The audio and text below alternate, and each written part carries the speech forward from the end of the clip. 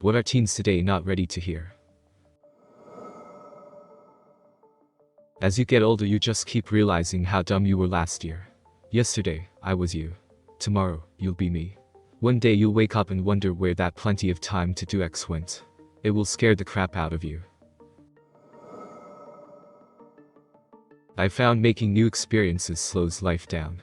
Taking trips, going camping, hiking trails, attending festivals, and having fewer events you can't wait for help. What I mean by that is having few faraway events you constantly and intensely look forward to. There are a few tricks to achieve this simp. Stay busy. If you want to plan a big trip far from now, do so. However, plan trips, events, or other things to occupy your anticipation. The goal is to slow your perception of time by focusing on the now rather than the future. Things will likely take significantly longer to achieve than you think, and getting good at stuff will take time. Sometimes lots of time. And sometimes, you'll spend lots of time on something, and you still won't get good at it. That's the human experience. Some things you struggle with will come very easily to others, but some things they struggle with will come very easily to you.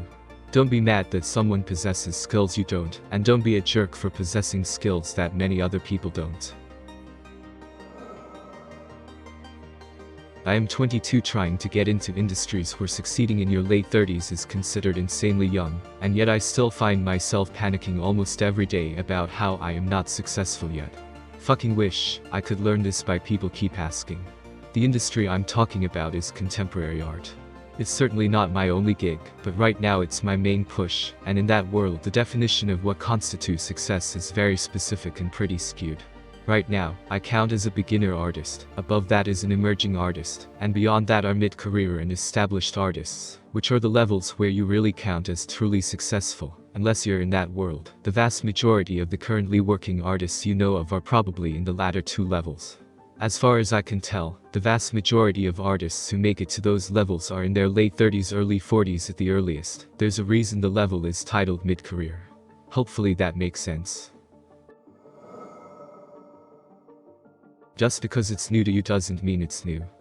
I majored in literature in college, I teach now, and I remember 18-20-year-old me being fascinated by how human nature stayed the same from hundreds of years ago. At that age, I couldn't fathom that those old people actually made sex jokes or had certain technologies. Heading across the ages really made me wiser and hip to the fact that humans are basically all the same, we just have different settings we grow up in. It is perfectly fine to not know something. It's okay to not know.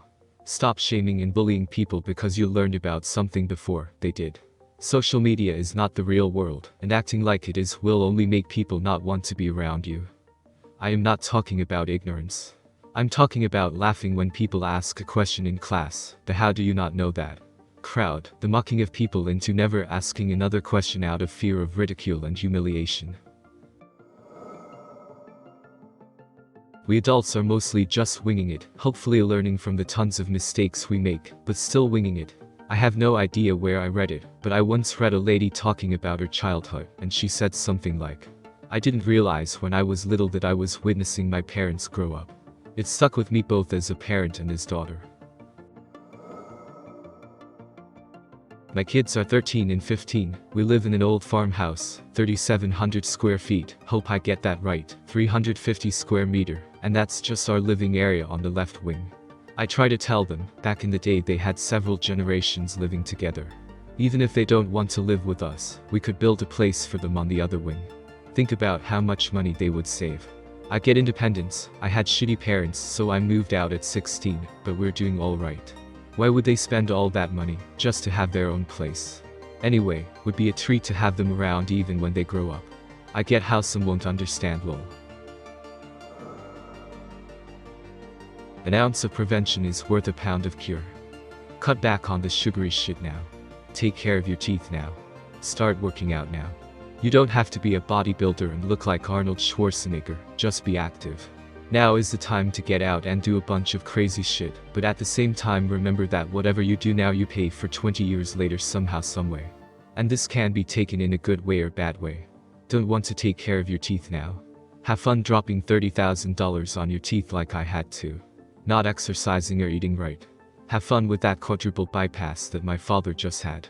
My girlfriend's parents are older than my parents, but because they do those things they haven't had nearly as much hospital visits as my parents have. By comparison, my parents are falling apart and they're only in the 50s. My girlfriend's parents are in their 70s and objectively are healthier. The big difference? Early in the morning, every morning those two are downstairs working out, hitting the weights in machines for a solid hour or two. Do you want to speed and act a damn fool on the road? Have fun when you have to pay for your own insurance, and nobody wants to insure you to drive a fucking Honda Civic for no less than $350, like me. Even my fucking car, it was my dream car, and it still is the car I would be driving today, had just taken care of the goddamn thing. But no, it started leaking oil and I didn't keep up with it or take it in, and now I have to drive a goddamn Civic when I used to drive a Lexus. An ounce of prevention is worth a pound of cure. Your metabolism won't last forever. Practice and develop healthy exercise and diet habits now before it gets harder and with more consequences later. I'm just about to turn 30 in a couple weeks.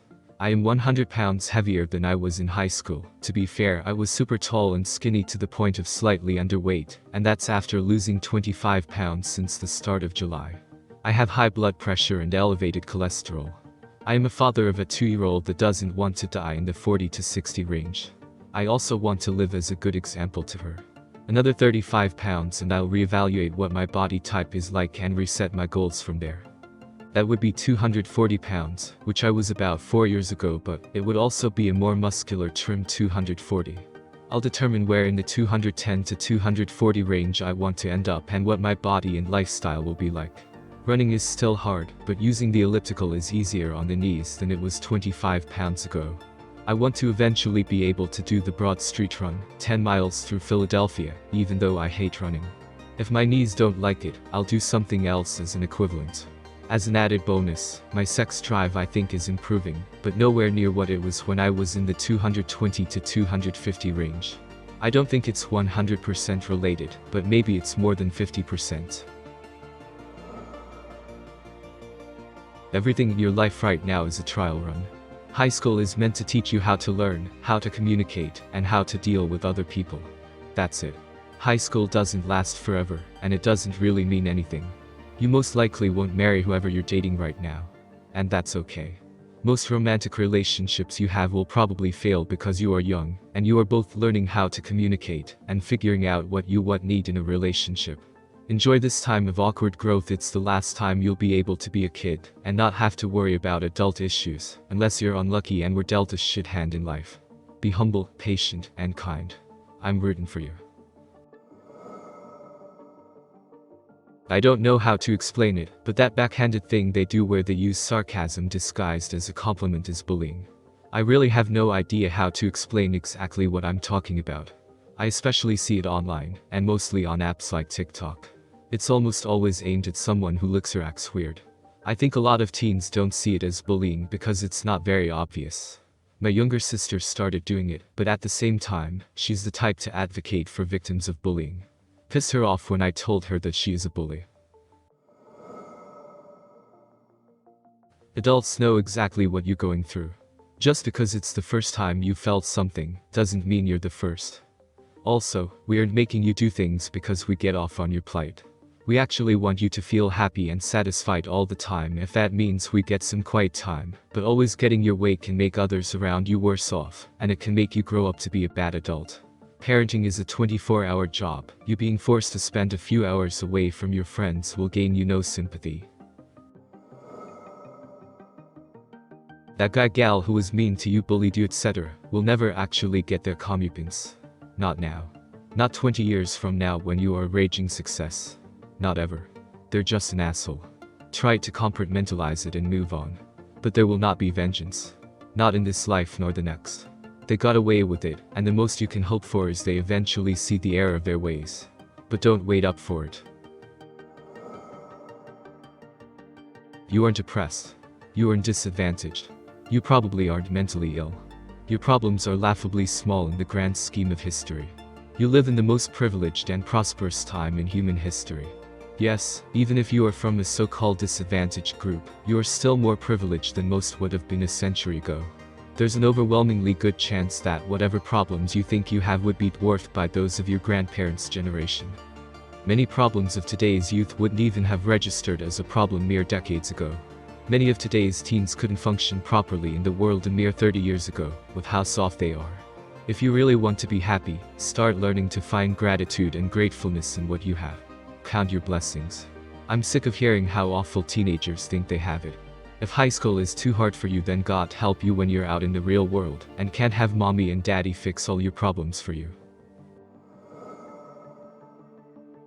Deciding that people of ages older than you don't deserve to be listened to, utilized, allowed to serve in certain capacities, etc., and characterizing advancing age as fundamentally deficient, is a problematic road to head down.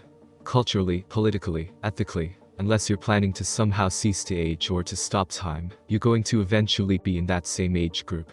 And I imagine that when you get there, you're going to feel a whole lot differently about the relationship between advancing age and social worth value. Take care with your attitudes toward age. The elders have the same intrinsic worth as the young. The USA is way behind the world. They kept lead in gasoline after they knew it was making people stupid and violent. They kept asbestos in PCBs after the rest of the world knew they were killing people. They have slow internet, expensive phone service, and poor education. Healthcare costs twice as much as any similar country and has worse results. American exceptionalism taught in schools was a lie. You'll only get what you fight for because the rich aren't going to share. I had some roommates who were nutty over health influencers and showed me a video about why eating vegetables like spinach is actually killing you. A couple things I noted. The presenter always has a very condescending and sour tone and expression, as if to talk down to the viewer. They babble incessantly and leave no time to elaborate or for the viewer to digest a thing that comes from their mouth. They hype up their credentials, but do almost nothing to back it up. At one point, a guy in one video shook a diploma around the bottom of the screen and threw it aside nonchalantly, very telling as to its legitimacy. They always wave their hands around and gesture constantly to keep the viewer's attention. There was also the time that they showed me this one guy who only eats meat and acted like he was Jesus incarnate, while he looked like a Nikaido avocado impersonator. You really need to take care of yourself. Take care of your teeth.